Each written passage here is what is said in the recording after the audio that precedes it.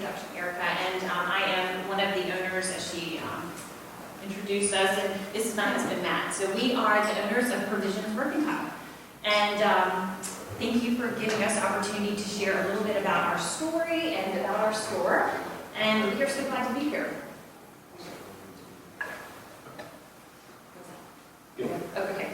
So a little bit about what we are. True to a definition of a mercantile, a general store, we carry a wide variety of products, catering to a very wide customer base. And so we have everything from locally sourced food and pantry items to men and women's apparel, kid, dog, bath. We've got a lot, and we cover a lot of ground, which gives us an opportunity to bring in a lot of different products. So a little bit about the story of Matt and I. We are Asheville natives. In fact, we were born and raised here. Our parents were born and raised here, and even our grandparents. So the roots run very deep for us in this community. And that's an important part of our story. And so, in fact, a lot of our inspiration behind Provisions Mercantile comes from my grandmother. So this is my grandmother here, Claudine. Very great, good grandmother name. But she opened a community store in her West Asheville basement in the 1960s. And so during a very tumultuous time, she opened a store that drew in community. It drew in neighbors. It certainly was a place of commerce, but it was a place of gathering. And so much like her store in the 60s, we have taken that story and brought it to the 21st century. So here we are honoring our past while creating our very own story of Provisions Mercantile. And this is a little picture of Bo. And if you have not been into the store, come by and see us. But he is very, he comes to the store every day with us. He is very much a part of who we are in the face, probably more than Matt and I, yes, of this store. So as Matt and I are two very relational people, that has just kind of interwoven into everything that we do, the products that we bring into the store. We really feel that life happens when we gather. And so we want to create opportunities, whether it be in the store or whether it be in our homes or whether it be wherever we are, products that create these opportunities to gather. So our purpose for products, as we choose, is to create opportunities to gather with friends, family, and community. And we really believe that life happens around the table, around wherever we are and when we come together. So a little bit about how we came to my inspiration and then the launch. So in 2018, I had an unclear concept and vision in my head. And so I spent the first part of 19 developing a business plan using the very resources that are sponsoring this group. So we met with the SBTDC, we met with Mountain BizWorks. Mountain BizWorks was part of our funding, our initial funding, which we're most grateful for. But I worked through a business plan. I worked through and fumbled through a pitch time after time. And I even orchestrated a focus group, working through and facilitating concepts that we had, presenting to a potential target market that we were looking at. In October of 2019, we saw our concept come to fruition, and we were able to open a pop-up store in the Billboard Park area through a very, very weak relationship. But this ended up being very fruitful for our business. It gave us an opportunity to start testing products. It gave us an opportunity to create some brand awareness before our permanent doors ever even opened. And it gave us an opportunity to start generating revenue as we were over here in West Asheville hemorrhaging money during a major renovation of a very old building. So it was great, and it was a good opportunity for us. We knew that's not the section of town that we were going to permanently be, but it was a great start. And then in March of 2020, we were planning a grand opening. We had brought in a very large amount of inventory. And in fact, it was March 17th was our grand opening date, I think, and our doors were shut before they ever opened. So as many of y'all can attest to and probably relate, the pandemic certainly caused some panic and pivoting. We were able to open in May of 2020 our flagship location, which was we felt like a huge hurdle and success in and of itself. And then in July July of 2021, we were able to have a grand opening at our second location in the Biltmore Village area.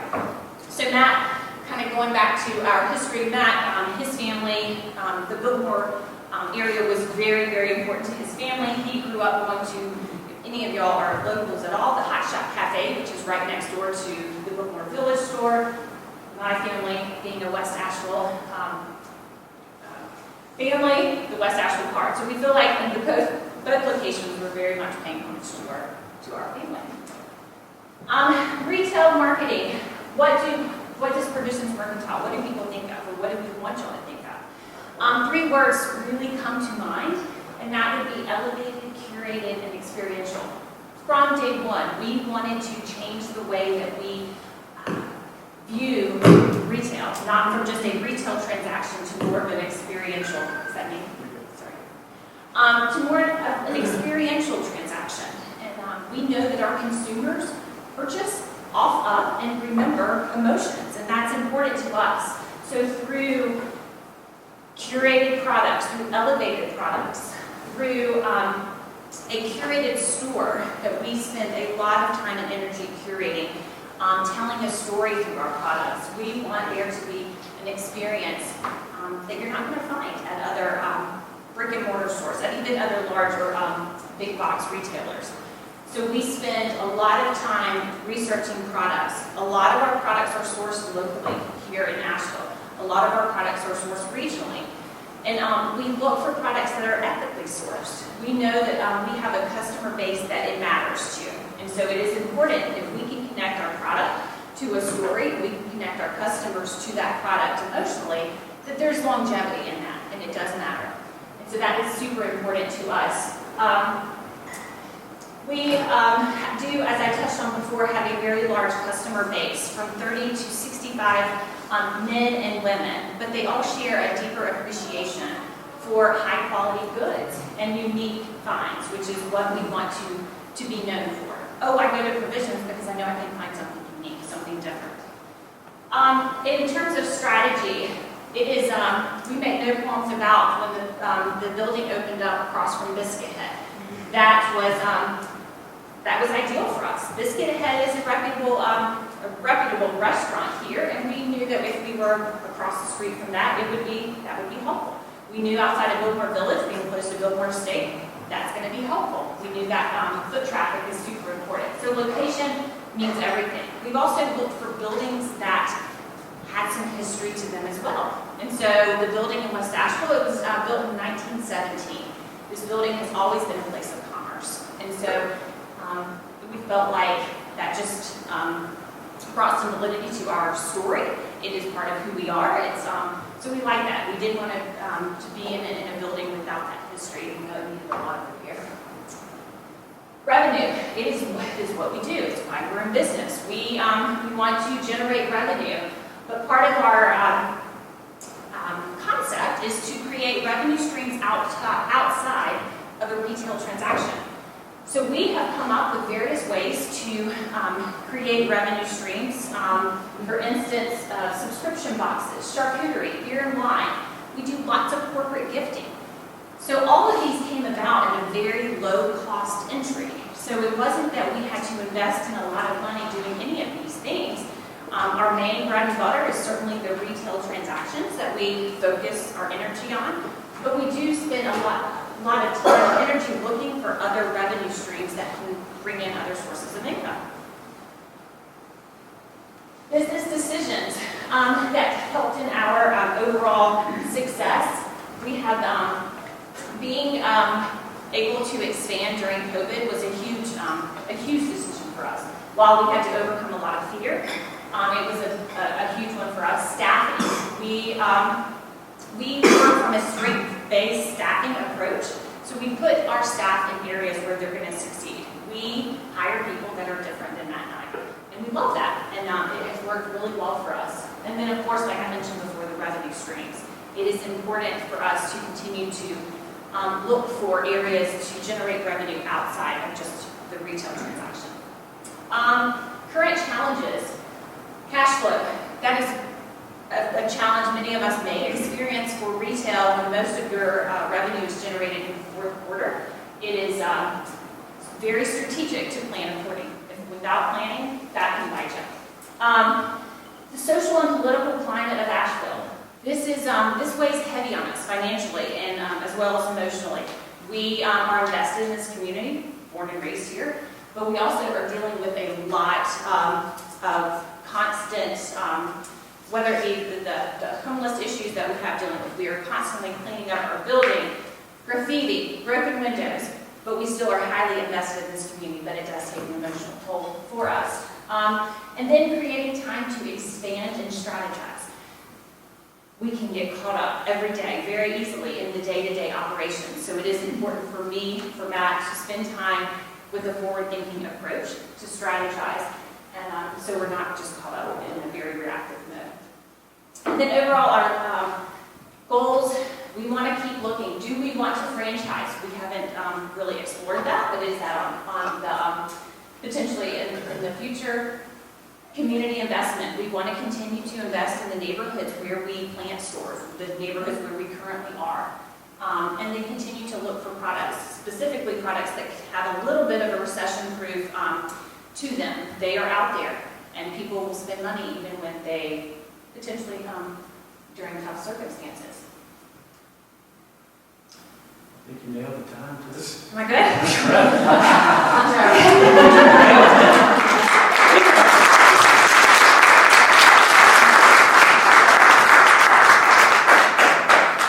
Okay. So as normally as community, what can we guys, what can we do to support you guys? What does your community ask? Great. Thank you for asking that. So connect with us. We love, and one of our goals is to become a destination for travelers and the go-to for locals. So what does that mean? How can you all help in that? We all have visitors. Come see us. We want to be a unique destination. We will never be a souvenir shop, but people can always take away a taste of Asheville from our store. They can take away something that is made here in Asheville that maybe doesn't say Asheville, but that's not supported. That is supporting us, but it's also supporting another small business in the area. So come visit us. If you have businesses that need boxes, need corporate gifts, if you have and you want something unique, call us. You don't have to come by. We want to be helpful. We want to serve. We want to make your jobs easier. 35 to 40% of our SKUs are small business owners within the Asheville area. That's awesome. All right, let's open it up to Q&A. Who has a question? I'm curious what your best-selling products are. That is a great question. What your best-selling products are. Great question. So currently, thanks to a special award that was given to Biscuit Head Biscuit Mix, Gardening Gun awarded them a Made in the South Best of award. We have sold out, but so our best-selling products, I would say they are local products. So for us, maybe a smaller profit margin. But we are selling, the food items are a huge bestseller. Asheville Beach Armor Honeys go with every gift basket. Biscuit Head goes with every gift basket. And then we have a cast iron line out of Charleston that sells like crazy. Okay, you mentioned that you hire people that are different. Yes. Can you elaborate on that? What do you mean by that? It's, you guys are the ones that are focused. You said you and Matt are really good at building community. Yes. What does that mean when you hire people to? That is so great. Yeah. We have, whether you agree or not, we have bought into strengths-based approach. So like Strength Finder, Stand Out is another book to look at that we've really bought into. And so we all are, through life experiences, already have our strengths. And so we did not need another Heather in there because she can run the show well. And so we need supporting staff around her. And so for our first 5 hires, it was all people with different strengths that they brought to the table. Now, as we grow, we need to start duplicating that. But we literally would interview and we would go for the high energy, no detail, going to shake hands, kiss babies like nobody else. And then we need the detail person behind them that does our inventory and receiving. And so very different personalities, and we had to be okay with that. That was our target focus going in there. And Matt was very helpful in instructing me, because it's easy to sit down with someone that you really connect with. You're like, yeah, I like her. She is this, and this. I'm like, you just described yourself. Oh yeah, good point. So he was very instrumental in guiding those hiring decisions. And it's been very fruitful, and it's helped in our success. It goes back to our biases. I mean, we know we got them, and we all have them, but our bias for hiring is we're going to hire people that we like and hire people that are like us. And so just an awareness that you still may hire that person, that's okay, but just an awareness of going in, of knowing I'm going to lean towards somebody I like and somebody like me. Let's try to toe the line and see where they can help the business. That was the focus. Good. So, great story, thank you, and really got a sense of the values of the business and what drives you, so you brought out the essence of it in the presentation, which is really nice. Thinking about your customer base, so how much of the traffic is incidental? In other words, they happen to be there at the right place at the right time, versus are going there, and what are your strategies to try to bring people back more often? That is a great question. So initially it flipped my entire business plan upside down, because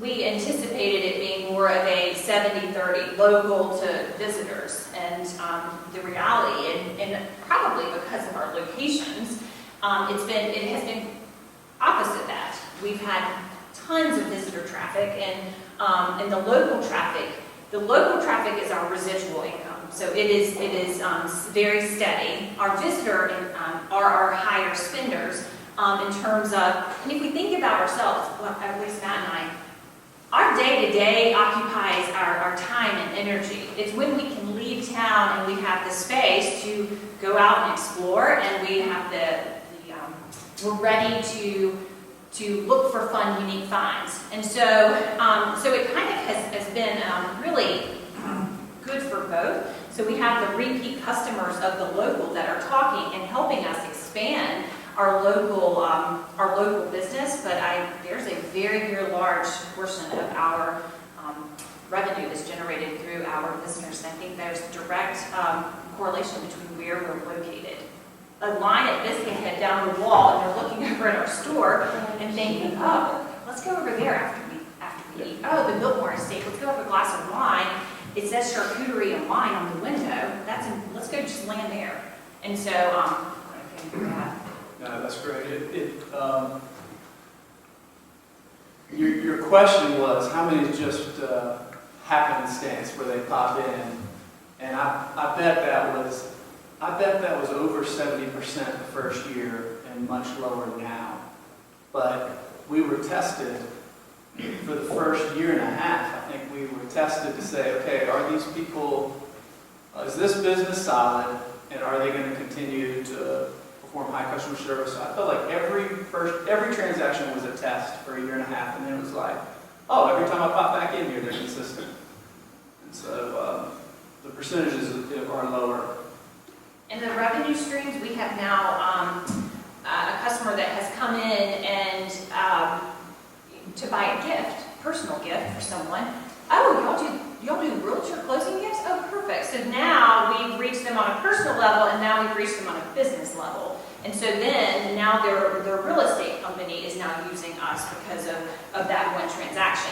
So the trickle effect of our local customers, because of those revenue streams that we want your gift purchases, but we also want your corporate gifting, your business transactions as well. Hey. Oh, sorry. On the heels of that, I had an experience as a local that I wanted to share, so mine's not a question, but rather a shout out. But this fall, That was risky. this fall I needed a hat, and I have been into your stores, I love your stores, to get gifts, like you just said. And then I was like, I think they have hats. And I called and I asked, do you have hats? And I live like 25 minutes away. And Matt was like, well, let me send you pictures of hats. So I got text message pictures of hats, and then I get it. And like, you went even further to get me a hat that I could wear that weekend, I love so thank you. Thank you for sharing. Yeah, y'all talked a bit about the alternative revenue streams and maybe how that thins out cash flow for such a variable business, but how do you decide when to pursue new opportunities, maybe double down on existing ones that are performing well, or even like discontinue an underperforming one? We will answer this completely different. Great. Yes. So Matt's a starter, Oh, and I'm I'll a do it finisher. tomorrow. Let's do another. So I love that question because of the way that he and I kind of, that we work together. I won't oftentimes start a new project until I can see the finish. If we are not going to finish this, we must start it. He loves to start and is very innovative, and we'll figure out the details, but we got to get going. We got to launch. And sometimes I can be a failure to launch because I need to see how we're going to complete that. So to answer your question, there's a lot of dialogue. A lot of it is just a little bit of just risk taking. We love to be presented with needs. We have customers all the time. Hey, have y'all ever thought about? We have it, and I love that. And so we examine like what would it look like for us to work this out, to bring this to fruition. To how much is it going to cost? And oftentimes we've had, the revenue streams have been very low cost entry, so that to us is low risk. Yeah. Add to that. But that's right, low cost entry, and then we heard multiple times there was a need. And I would just say, personally, the way I am wired is I need change, and I need to feel like there's something. And so I'm so comfortable that 80% of our business looks very consistent. And then there's a freedom to go wild with some percentage. And so that gives me every day excited, and that gives Heather every day going, all right, he's not messing with the core of my business.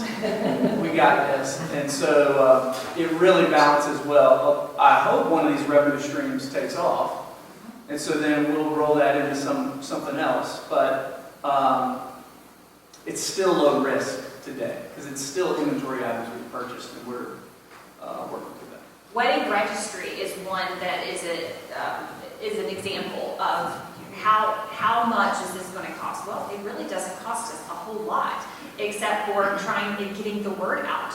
And so now we've had multiple couples in various cities because we can ship, it doesn't matter. They have visited our store and we have talked through, they just got engaged. Oh, we do wedding registries. If you're wanting to add something unique to your other bigger stores, let us come alongside. They come in, we have champagne, like it is very experiential, and they love it. And there was very little cost associated with that, but it was a concept that we could sort of take in a little bit of a direction that so the risk was low. When do you guys choose to kill those additional initiatives, and have you killed any yet? She tries to kill them quick. I want to keep them hanging on forever. So we do look at our data all the time, right? And so I would say to answer that is for us, fourth quarter tells us everything. So 40% of our business happens in fourth quarter. So we will evaluate in January everything about the business. We'll get away, we'll refresh for a week.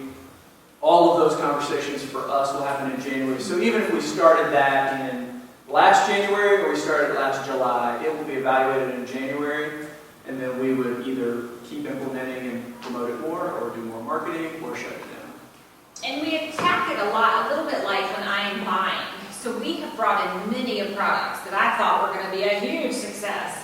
And they haven't. They just haven't, whether it's been the way we presented them, whether it's been the way that the customer received them, or whether there just hasn't been a great need for that we thought was going to be a good product. And so we've taken it home. It's been in art, now it's in our house, whatever. So we evaluate, there's constant evaluation. We get buy-in from our staff, and they get an opinion about it, but we've had to, when we first started introducing charcuterie at our Billboard Village location, you can come in, we've got to-go boxes of charcuterie, And we've had to pivot on that because when you're dealing with disposable food items that go bad, now talk about risky and talk about the opportunity to just blow money, because we've had to pivot of how can we, maybe we don't need 6 charcuterie. That seems, people aren't coming like out of the woodwork for our charcuterie. But, so we've had to reevaluate and pivot a little bit. So, but I'm not so attached to any of these concepts that we can't. Hey Heather, jumping on that, did you have any retail experience prior? And then what's been the process for you for buying? Are you going to shows? And then finally, is a new business, startup, what was it like in terms for the vendors? Yes, so all great questions. So my experience, I come from an event planning background. I have had retail experience, but I come more from the creative components and the business side of event coordination. So I did that in Charlotte, corporate and social. Matt comes more from a strategic mindset. So for Mission Hospital, he was responsible for non-clinical revenue streams. So he was over retail, over pharmacy, over coffee, just looking for opportunities to bring in revenue. So it was a nice combination of backgrounds and experiences there. In terms of buying, I go down a lot of rabbit holes, and that's part of that is the creative, creative component to an outlet almost for me. I love, we do go to shows because there are a couple of national lines that we do have in our store. But we like to go to small shows. We visit Nashville a lot. We visit small cities looking for unique products that have a really good story. And getting terms, that was hard at first, for sure, because when you're new, no one wants to give you any kind of terms. So everything was on credit card. And so talk about being very strategic with dollars. I bought a lot of things in very small quantities. So I may have a $500 purchase here, I did that to death, basically, until we could expand. And now we have to. It wasn't efficient, but it was our way to survive and launch. I love the way you're engaging with the community, and I think it's great that you recognize that there's a difference between working in the business and working on the business. So thinking about working on the business and the future, which we haven't heard much about yet. It's 5 years from now. What are you dreaming? Talk about some scenarios. Do you want to expand regionally to other resort towns? Become the next Barney's? What are you dreaming and reaching for? I love that. So I would say we have a short list. I think regionally is where our sweet spot is. For us to have stores in Asheville, we are very grounded, we have roots, we have deep connections, and we love that. If expansion would probably look like just a regional, Western North Carolina. I think that is, I personally don't have the desire to just be a huge retailer. It is not in my wheelhouse. I love to expand on what we're doing and continuing to grow that capacity, but I would love to see maybe one more location. But I do know that there are difficulties with not living in the town in which you own a store. And I think safe, I'm way more conservative and safe with the financials on that, in that regard. And so I would say that always we want, no matter what happens in our life, because you never can predict what happens outside, is we want to have a sellable package. And so even if we want to keep this business for 50 years, pass it down through our generations, I always want to know that there is an opportunity for some version of a sellable package. And so that gets us, that prepares us with our decisions that we slowly remove ourselves from the business and it still runs exactly like it should run. Or whether we're in the business, it runs exactly like it should. We should not be able to see a difference. And so we're striving hard towards that over the next year. I just have a recommendation. Have you, listening to the Hack Story, just reminded me of a book I just finished called Unreasonable Hospitality. Have you read this yet by Will Guidara? He owns 11 Madison Park in New York, was the #1 best restaurant in the world for a long time, and he has a separate one he just has opened for a while. But really interesting book about just taking that extra step for your clients or customers and just little things that they did to elevate their brand. So just a recommendation, it's a great book. What is it called? Unreasonable Hospitality. And applicable to any business. I own a digital marketing agency and we're applying a lot of the principles. I'm curious, you carry a lot of local goods. Are there things that kind of stand out as like Asheville, Western North Carolina kind of specialties? You know, the kind of things that we're strongest in terms of texture products? Plant-based foods.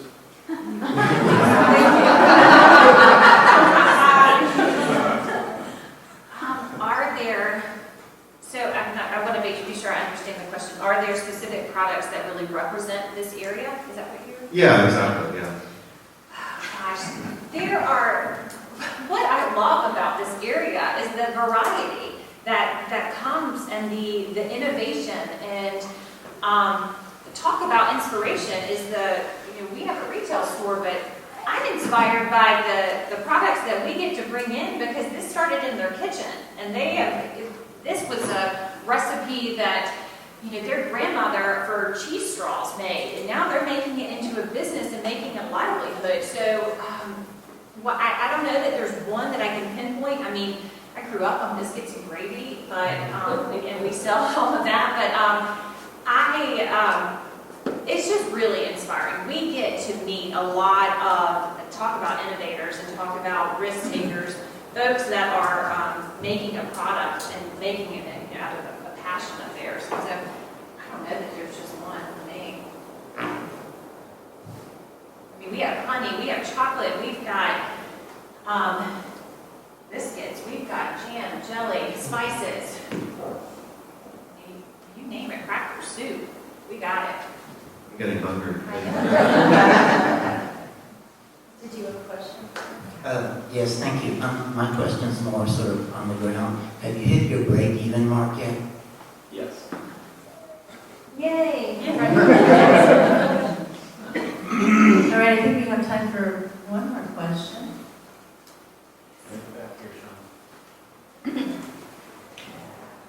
I had a question about doing collaborations with local providers. So maybe some jam makers or something like you thought about doing cooking classes or sort of deepening that experience side, not just tasting it, but like come meet the maker and like. I love that. Yes. So part of in the original business plan, which COVID shot that out, education was always a component that we wanted. In fact, in the West Asheville location, we had a dedicated space that was going to be for education, was going to be for art classes. It was a dedicated space that we wanted. We have since turned it into retail space, but we have recently, this year, launched our events. And so now we pause for November and we just finished up for November and December. We will start back in the spring. But yes, we love to do collaborations. And this is not necessarily a money-making opportunity for us. In fact, if we break even, that's great. We love to bring in makers. We love for our customers to have the opportunity to be educated. And we love for collaborations. So most recently we did a bubbles, bonbons, and beer. So we had bubbles, we had French Brock, they just rolled out their holiday collection of their bonbons. And then we had Pisgah Brewing, who they did a mole stout with the chocolate nibs from French Brock. It was awesome. And so we love doing that. We had a hot sauce event. Again, some of them are ticketed to cover the cost of the products, but not a money. We love for our customers to be educated and makers to come out and be able to have direct contact. So we'd be very interested in one of that. Yeah. Do you have any upcoming events? Great question. So we just wrapped up our last major event, ticketed event, but I would say we have Dickens Christmas happens in the historic Biltmore Village this coming Friday, Saturday, and Sunday. We will have live music in the store, which we do very regularly. We have a jazz saxophone player. We'll have mulling spices and things and wines. But come visit the store. Come visit the entire area of Biltmore Village. I would say that's our biggest event that's coming up left for the end of the year. December is a little crazy and kind of hard to do that just with the schedules, but yes. Okay, one last question for you. When we were going through the presentation, you kind of touched on your view of fear and making all these decisions, because I have to say, you guys are so brave. Like you said, you were closed before you even opened, and now you've opened a second location. So I'd like you to share what your philosophy is on fear. So I will say, part of the, we almost had to eat our words. Right before we started the business plan, right before we started, we have 3 children, 14, 12, and 5 currently. And we were having a conversation with our oldest about him not wanting to do something. And we said there may be a ton of reasons that you don't do something, but fear can never be one of those reasons. You may not financially be able to do it, it may not make sense, you might not have the education, whatever it may be, but fear cannot be one of them. We looked at each other and we said, what are we doing? We're going to have to now go through with this business that we have now, because here we are preaching to our children as to not letting fear, because right on the other side of fear, right through that is opportunity. And so it was through that conversation that kick-started where we are today. And so we have had to walk,